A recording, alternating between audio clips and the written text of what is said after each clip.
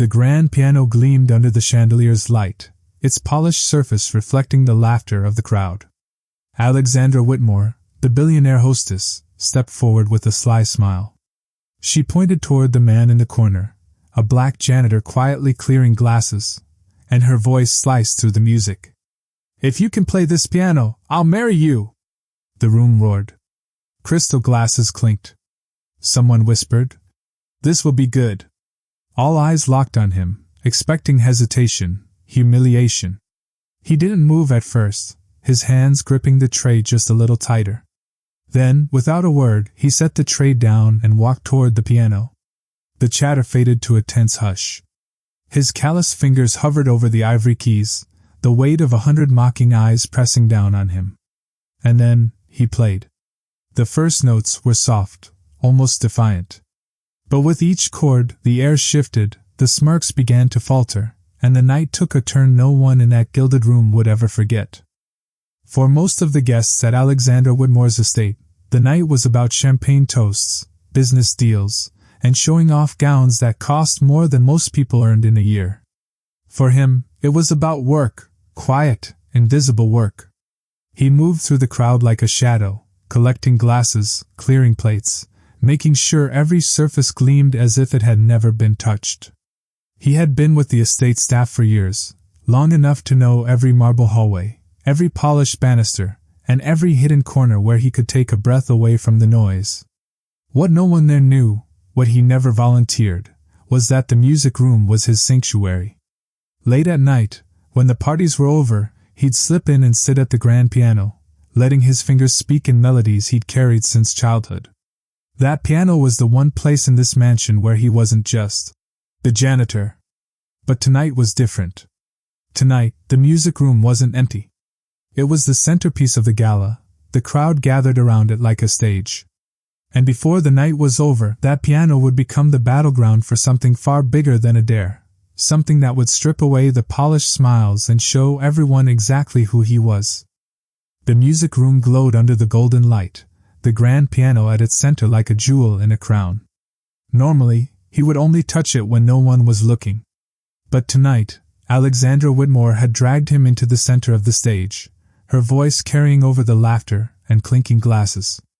"If you can play this piano, I'll marry you," she announced, her tone laced with mockery. The room erupted. The joke wasn't about marriage, it was about status. The very idea that a man like him could share anything, even in jest, with a woman like her was laughable to them. They saw it as a game, a way to make him stumble and entertain their guests. He stood still, glass tray in hand, heat crawling up the back of his neck. The stares burned into him, some expectant, some pitying, others openly hostile. A man in a tailored suit muttered, "Bet he doesn't even know which pedal does what." Another laughed. "Maybe he'll bang out chopsticks." He'd heard it all before. In school, when he tried to join the music club, they told him the piano wasn't his kind of instrument. In every job since, people assumed he could scrub floors but never master keys. Alexandra smirked, gesturing toward the bench. "Go on, show us what you've got." It was a trap.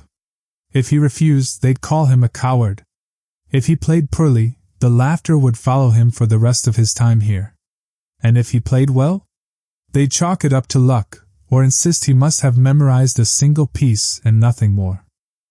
Still, he placed the tray down, his heartbeat thudding in his ears. Each step toward the piano felt heavier than the last. Phones came out. This wasn't just a room of spectators anymore, it was an audience preparing to record his humiliation. He sat. The glossy black keys stared back at him, familiar and foreign all at once. His hands hovered in the air. The crowd quieted, the tension pulling tighter. Somewhere in the back, a man scoffed. "Come on, get it over with." He thought of the nights alone in this room, of the music that had carried him through loss, hardship, and all the silent battles he'd fought. They didn't know him. They didn't know the hours spent practicing on second-hand keyboards, the sacrifices made to keep the music alive inside him even when life tried to crush it.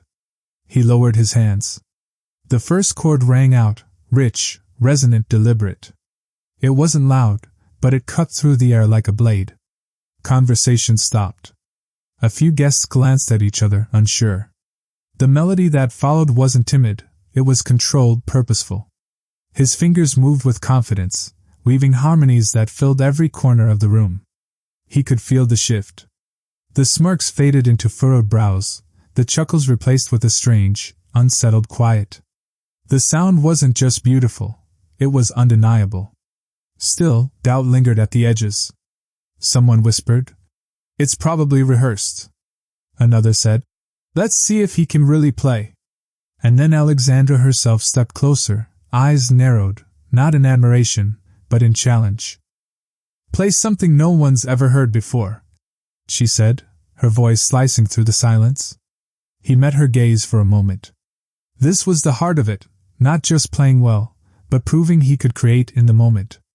Proving that his skill wasn't a trick or a fluke. Without breaking eye contact, he shifted into a new melody. One born in that very instant, part blues, part gospel, part pure defiance. The notes swelled and crashed like waves, every phrase a reminder that he was more than they had ever allowed themselves to believe. By the second minute, the room wasn't just listening, they were holding their breath. And still, he wasn't finished. The improvised melody poured out of him like a storm breaking open. His hands moved faster, each note a strike against every insult, every smirk, every time they had tried to shrink him into silence. It wasn't just music anymore, it was a reckoning. The crowd was frozen. Champagne flutes hovered halfway to lips, conversations forgotten. Alexandra Whitmore stood just feet away, her arms crossed, her head tilted, not in amusement now, but in something far more fragile, disbelief. He built the melody higher, weaving in fragments of styles they wouldn't expect from him, classical flourishes, deep blues runs, gospel swells that seemed to lift the room off its foundation.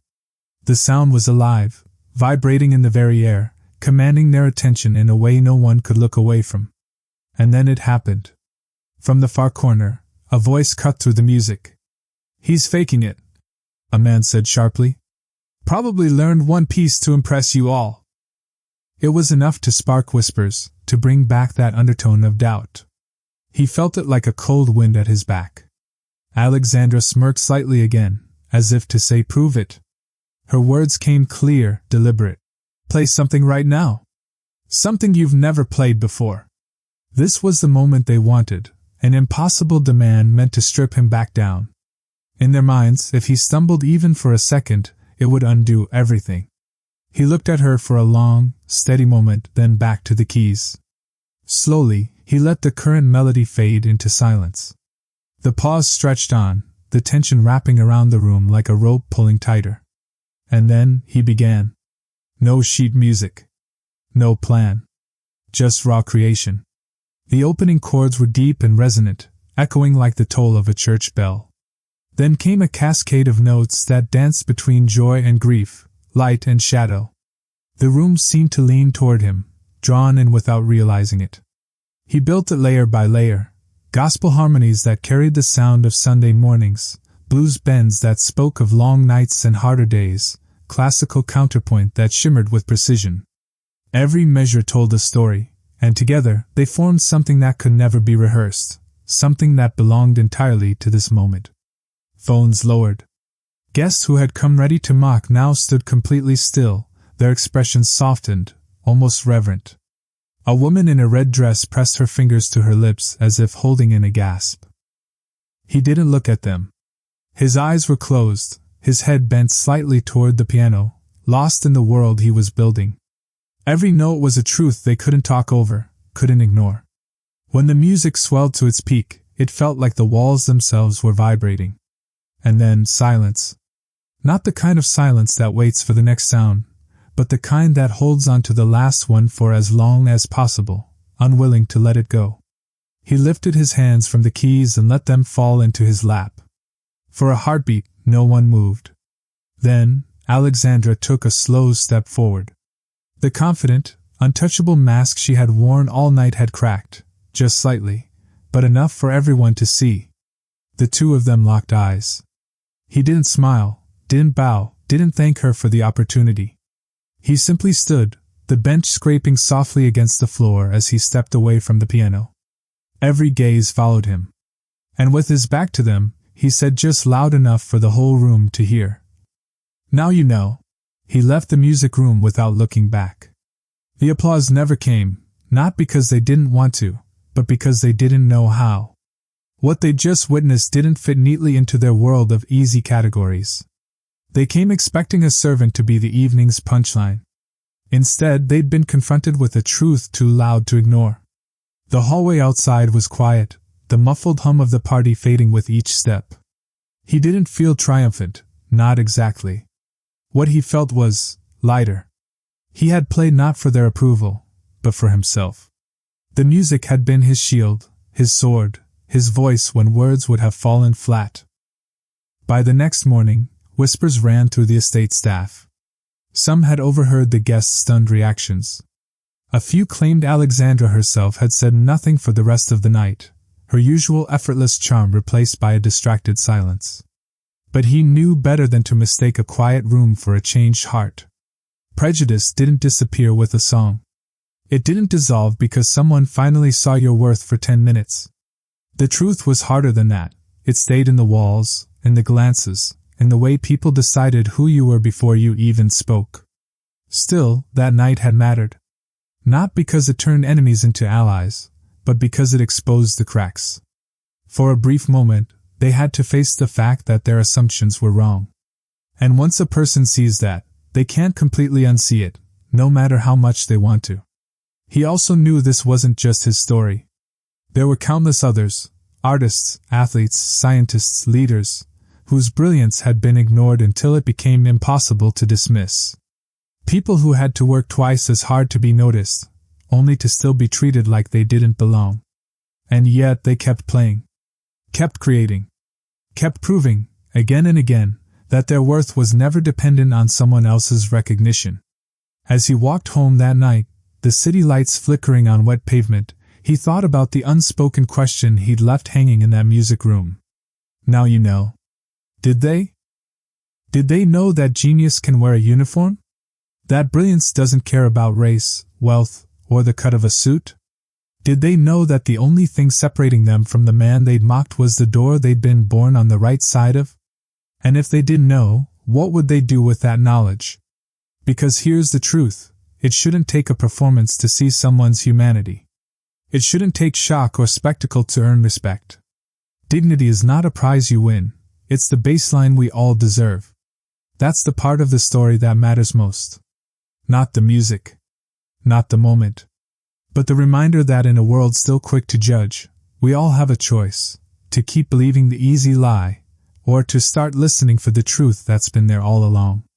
So the question isn't whether Alexandra Whitmore will remember that night. The question is, will we? Will we remember that genius doesn't always come dressed in a gown or a tuxedo? That talent, dignity, and worth live in every corner of every room, whether we see them or not? And more importantly, how many more Marcus Johnsons will have to play the performance of their lives before the world finally listens without needing to be impressed first?